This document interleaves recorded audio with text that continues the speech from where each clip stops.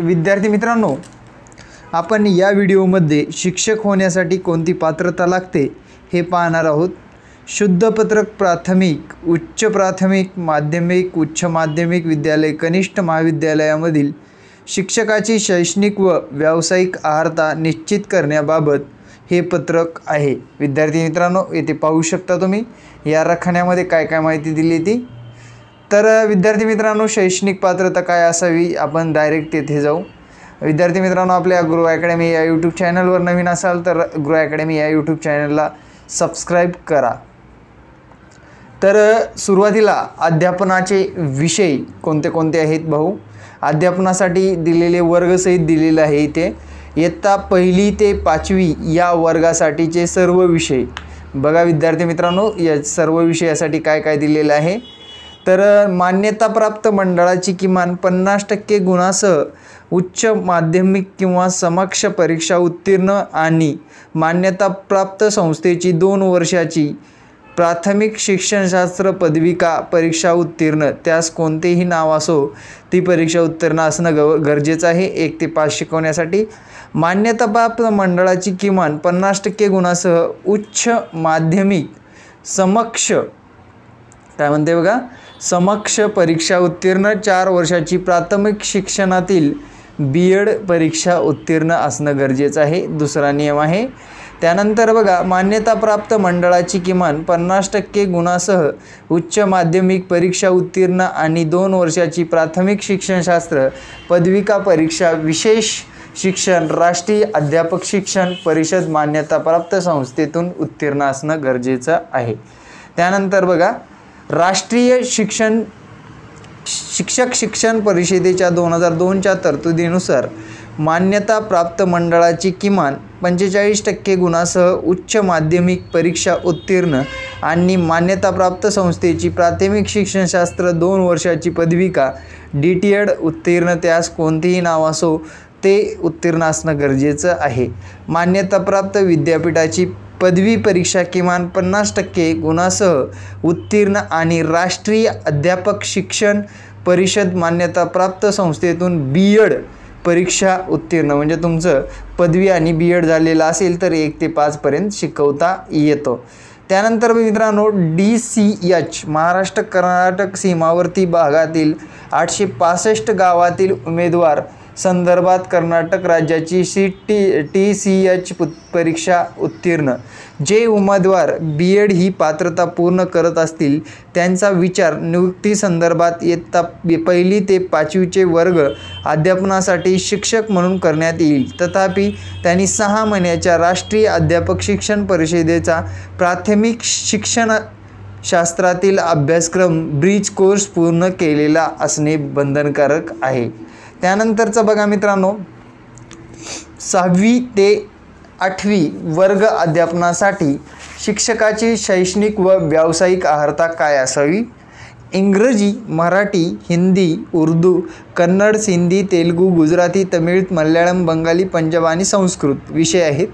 मान्यताप्राप्त विद्यापीठाची संबंधित विषयातील पदवी परीक्षा किंवा सामान्य पदवी परीक्षा अंतिम वर्षास संबंधित विषयासह किमान 50% गुणासह उत्तीर्ण आणि मान्यताप्राप्त संस्थेची 2 वर्षाची प्राथमिक शिक्षणशास्त्र पदविका परीक्षा, त्यास कोणतेही नाव दिले असो, उत्तीर्ण किंवा शिक्षणशास्त्र पदवी म्हणजेच B.Ed किंवा शिक्षणशास्त्र पदवी B.Ed विशेष शिक्षण राष्ट्रीय अध्यापक शिक्षण परिषद मान्यताप्राप्त संस्थेतून उत्तीर्ण असणे गरजेचं आहे। राष्ट्रीय शिक्षण परिषदेच्या 2002च्या तरतुदीनुसार मान्यता प्राप्त विद्यापीठाची संबंधित विषयातील किमान 45% गुणासह पदवी परीक्षा उत्तीर्ण आणि मान्यताप्राप्त संस्थेची शिक्षणशास्त्र विषयातील 1 वर्षाची पदवी म्हणजेच B.Ed उत्तीर्ण, त्यास कोणतेही नाव असो। मान्यताप्राप्त मंडळाची किमान 50% गुणासह उच्च माध्यमिक किंवा समकक्ष परीक्षा उत्तीर्ण आणि संबंधित विषयातील 4 वर्षाची प्राथमिक शिक्षणशास्त्र पदवी परीक्षा B.Ed उत्तीर्ण किंवा 4 वर्षाची BA.Ed किंवा समकक्ष परीक्षा राष्ट्रीय अध्यापक शिक्षण परिषद मान्यताप्राप्त संस्थेतून उत्तीर्ण असणं गरजेचं आहे। फार्शियनसाठी पात्रता BEd दिलेली आहे, इथे पाहू शकता. अरेबिक प्रत्येक विषयानुसार आहेत.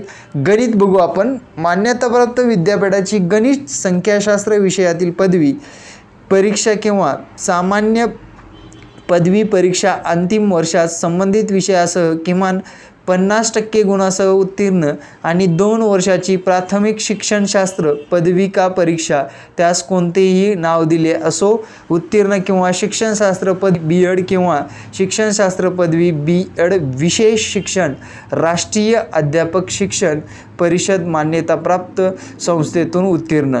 राष्ट्रीय शिक्षक शिक्षण परिषदेच्या 2002च्या तरतुदीनुसार मान्यता प्राप्त विद्यापीठाची किमान 45% गुणासह पदवी परीक्षा उत्तीर्ण आणि मान्यताप्राप्त संस्थेची शिक्षणशास्त्र विषयातील 1 वर्षाची पदवी म्हणजेच BEd उत्तीर्ण असणे गरजेचे आहे. मान्यताप्राप्त मंडळाची 50% गुणासह उच्च माध्यमिक परीक्षा उत्तीर्ण आणि संबंधित विषयातील 4 वर्षाची प्राथमिक शिक्षणशास्त्र पदवी परीक्षा BEd उत्तीर्ण 4 वर्षाची BSc-Ed किंवा समकक्ष परीक्षा राष्ट्रीय अध्यापक शिक्षण परिषद मान्यताप्राप्त संस्थेतून उत्तीर्ण असणं गरजेचं आहे.